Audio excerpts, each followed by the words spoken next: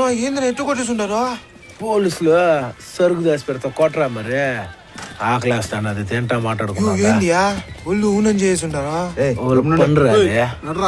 నువ్వు ఉండి చేసావే తినేదానికి ఏముండదియా వచ్చినారా వీళ్ళే కొండారెడ్డి బెదర్లు ఎర్ర సందనం స్మగ్లర్లు. కొండారెడ్డి బెదర్లు అంటే ఇద్దరు కాదు ముగ్గురు. ఆ మూడో వాడే జాలరెడ్డి.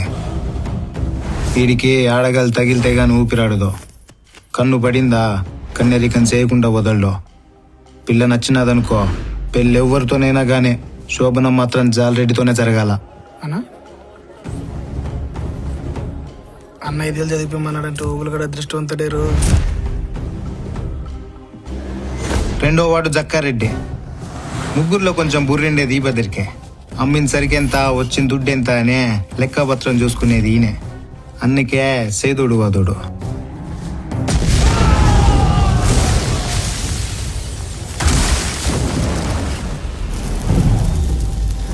ఈయనే కొండారెడ్డి, పెద్ద ప్యాక్షనిస్టు.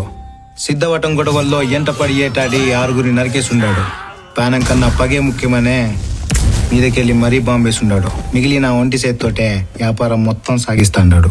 పోలీసులకు సిక్కితే ఇడిపించేదాన్ని కూడా ఎవరు రారనుకున్నాను, కానీ డైరెక్ట్ గా ఓనర్సే వచ్చుండారు. ఇప్పుడు అర్థమైంది అది నాకు పుష్ప ప్లాన్ ఏందో. అంత బానేనా? బాగుండే కానీ పోలీసులు అంతా కొట్టిన సరుకు ఎవరిదో చెప్పలేదంట. అంత మాకొనవా? నా మాసానికే 5,000 కన్నా తక్కువ వీళ్ళ జీతం. వీళ్ళకి చెప్తే నాకే వచ్చేదే మొక్క బీడే. అదే మీరంటే అది వేరు. మాకు చెప్పేదానికి దుడ్డు అడుగుతాండావా కోల్ నా కొడక.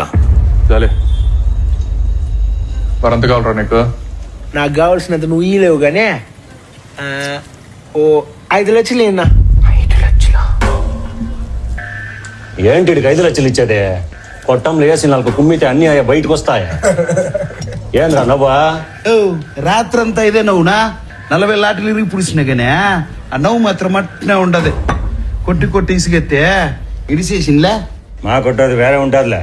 చాలే ముందండి సరుకాడుందో చెప్పని గమ్మునుండు. సరే అప్ప ఆ దుడ్డు ఏదైనా ఇస్తా గానీ ముందు సరుకాడుందో చెప్పు. చెప్తే మీకు తెలదు కానీ నేనే చూపిస్తా బా.